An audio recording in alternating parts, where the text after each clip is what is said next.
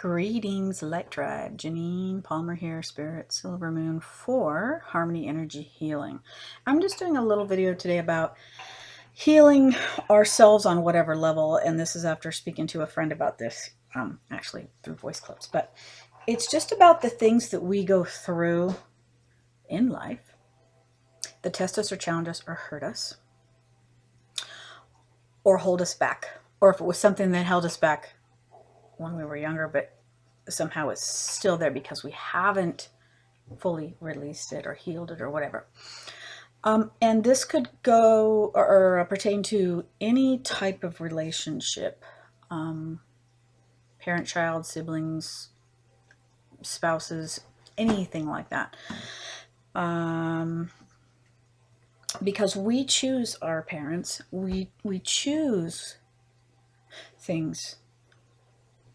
Actually, before we come here, to have certain experiences with certain people, good or bad, for what we're going to learn from them, okay, for the experience, for our souls to evolve, some people say. And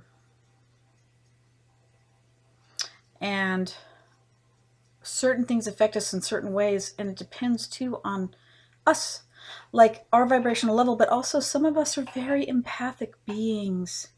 We feel things very deeply, and we might not be able to express that, or if we try to, people either don't listen, don't understand, or put us down, or whatever. And so some people have very traumatic things happen to them in their younger years, and maybe it isn't even traumatic as some people might think of traumatic as far as someone purposefully being mean or unkind or hurtful, but neglect, where sometimes maybe a parent or whoever it is doesn't give that child what they need in a way that they needed. But it's not that the parent didn't care. Sometimes it's like the parent is overwhelmed or stressed or partially emptied. We are vessels and we are givers. And sometimes we're spread too thin and we don't refill the vessel. Some people take, and sometimes there's no one to refill us, because some people do help fill us, or we don't know how to do it ourselves.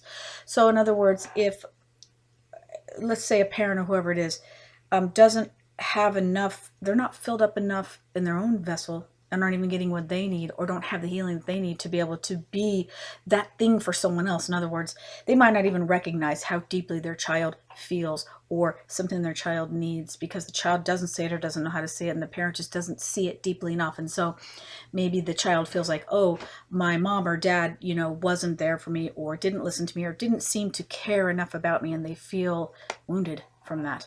Okay, and so, but they don't realize at the time that, gosh, maybe my mom just didn't have what it took and she just didn't understand.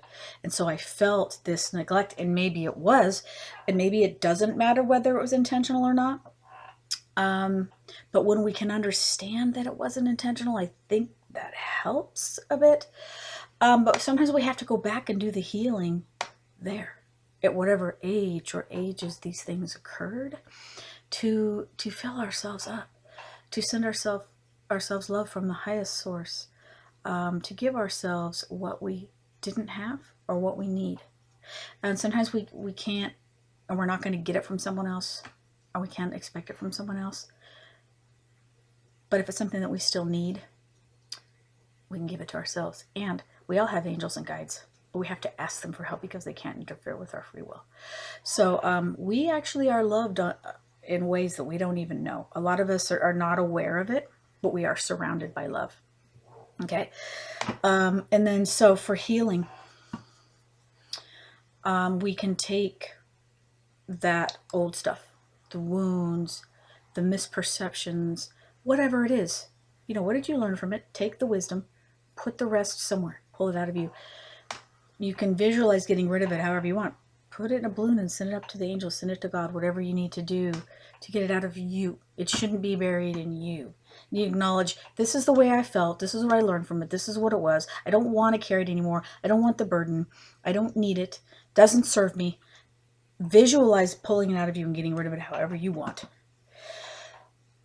And then similarly too, some people, and I'm one of them, who love animals, and it's hard to see, or when we notice if they're neglected or abused or whatever. And when we help an animal and we're nurturing and healing and we're giving love to that animal, visualize giving love to all the animals because they're all connected. It's all types of tribes. Flocks,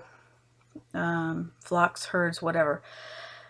Okay, so we can send healing energy, thoughts, love, prayers to them, to any being. Okay, the land, everything, all of it, where it's needed. So it's about being proactive. So if there's a wounded part, if there's a sadness or a stuckness, and you know you've been carrying it for a while and you don't want to, but you don't know how to get rid of it, you don't have the tools. How can you take that and transmute it? How can you take that thing that seems hurtful or bad or whatever word you would want to use to try to describe it? If it's like lower vibrational, how would you take that and change it? How would you take that and turn that into something good? So like I said, you do the work for yourself of releasing it. If you're helping healing, like you work somewhere that's rehabilitating people or animals, you are sharing love and healing with them. And you borrow the benefits because it's also helping you. But so like if you had something bad happen to you, so now you're an advocate for that thing to help others who go through it.